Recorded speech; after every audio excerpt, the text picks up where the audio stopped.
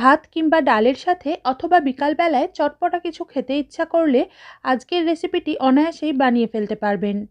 নমস্কার বন্ধুরা, আমার চ্যানেল ও পেজে সবাইকে স্বাগত জানিয়ে শুরু করতে চলেছি আমার আজকের রেসিপি দারুণ স্বাদের মুখরোচক মুচমুচে পেঁয়াজকলির বড়া বা পকোড়া। পেঁয়াজকলির বড়া বা পকোড়া বানানোর জন্য প্রথমেই একটা বাটিতে নিয়ে নিলাম ভালোভাবে ধুয়ে জল ঝরিয়ে এরকম ছোট ছোট টুকরো করে কেটে রাখা 1 কাপ পেঁয়াজকলি।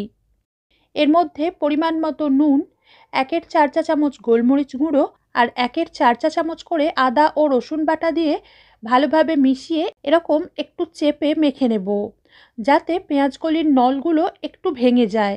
তবে এই পেঁয়াজকলির টুকরোগুলোকে কিন্তু পুরোপুরি চটকে ফেলার কোনো দরকার নেই, শুধুমাত্র হাতে করে এইভাবে একটু চেপে নিলেই হবে।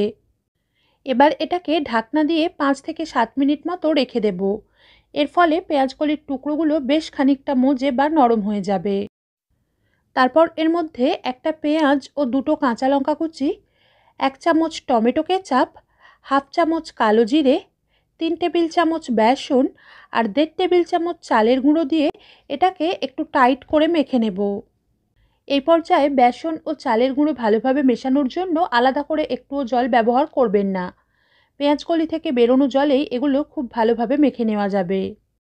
আর পুরো মিশ্রণটাকে মেখে নেওয়ার পর এইভাবে অল্প নিয়ে দেখে নেবেন যে একটা বড়ার আকারে গড়া যাচ্ছে কি না।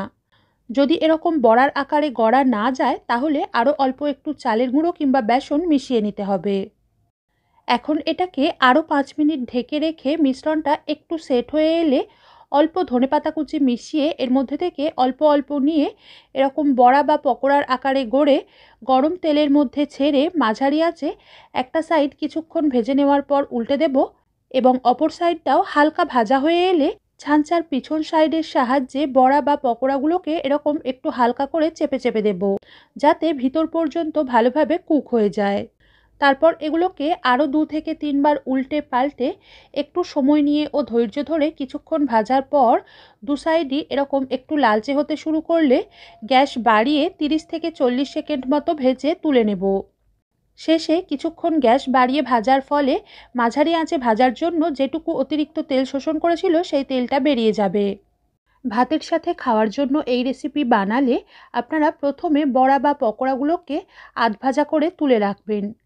তারপর খাওয়ার সময় তেলটা ভালোভাবে গরম করে আধ ভাজা করে রাখা বড়াগুলোকে আরও একবার গরম তেলের মধ্যে ছেড়ে উল্টে পাল্টে 2 পিঠ লালচে করে ভেজে তুলে নিয়ে অল্প বিট নুন বা চাট মশলা ছড়িয়ে গরম গরম পরিবেশন করতে পারেন।